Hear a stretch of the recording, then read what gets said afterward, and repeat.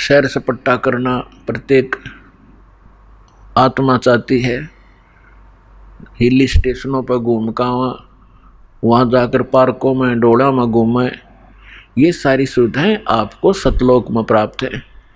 प्रत्येक के घरों में ऐसा है। और घूमने के लिए आपके पास विमान है, वहाँ पर विमान। यहाँ तो एक मोटरसाइकिल हो जाए वह बड़ी बात मानते हैं हम। और 6 दिन में तेल डलाना पड़ेगी तो लंबे सफ़र में जावत है। तो वहाँ कुछ भी नहीं है। निष्कर्म में मोक्ष वहाँ प्राप्त होता है। बिना काम किए सारे सुख प्राप्त होंगे, लेकिन वो होगा यहाँ किए हुए का प्रतिफल। जैसे बच्चा विद्यालय में जाता है और विद्यालय में यदि वो उन सुखों को प्राप्त करता रहे जो उसने नौकरी प्राप्त करके प्राप्त करनी थी, विद्यालय में यदि वो ऐसे ही सैर सपट्टे करता रहे, टीवी फिल्म देखता रहे, गाने सुनता रहे, जो उसका उद्देश्य उसको कर नहीं रहा, तो वो आगे चल के बहुत दुखी होता है। इसी प्रकार वो जो विद्यार्थी अपने सच्चे दिल से पढ़ाई कर जाते हैं, सफल हो जाते हैं, तो फिर उसको उस फील्ड में जा कर के वो सुविधाएं प्राप्त होती हैं जो उसकी शिक्षा का ही प्रतिफल होता है।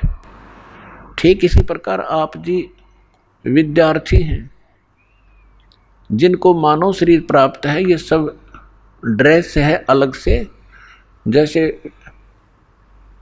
विद्यालय में जाने वाले विद्यार्थियों की अलग से पोशाक होती है,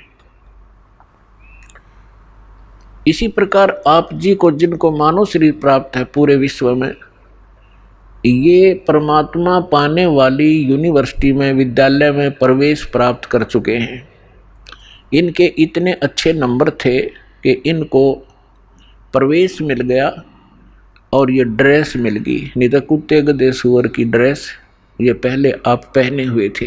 जिसको भी आज मानव शरीर प्राप्त है या कभी भी होता है, तो उसका उद्देश्य भिन्न होता है और उद्देश्य को छोड़कर वे यहीं पर कोठी बंगले कार सांग सिनेमे ताश खेलते रहते हैं, राजनीतिक गपौड़ मारते रहते हैं। तो विद्यार्थी फेल हो जाते हैं और फेल होने के बाद फिर उनको कितना कष्ट होता है। और जो बच्चे पढ़ जाते हैं, शिक्षा ग्रहण कर जाते हैं, अच्छी लगन लगा कर, आगे चलकर उनको बड़ा सुख प्राप्त होता है।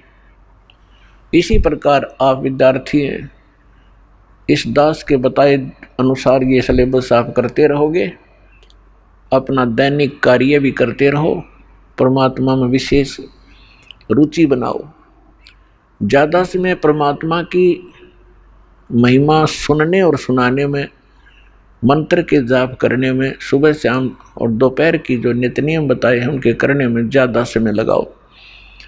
और जो कार्य आप कभी नहीं कर सकते थे और ना ही आप सोच सकते थे कि हमें ये सुविधा प्राप्त हो सकती है इस जीवन में, फिर ये परमात्मा आपको यहाँ के भी सुख देगा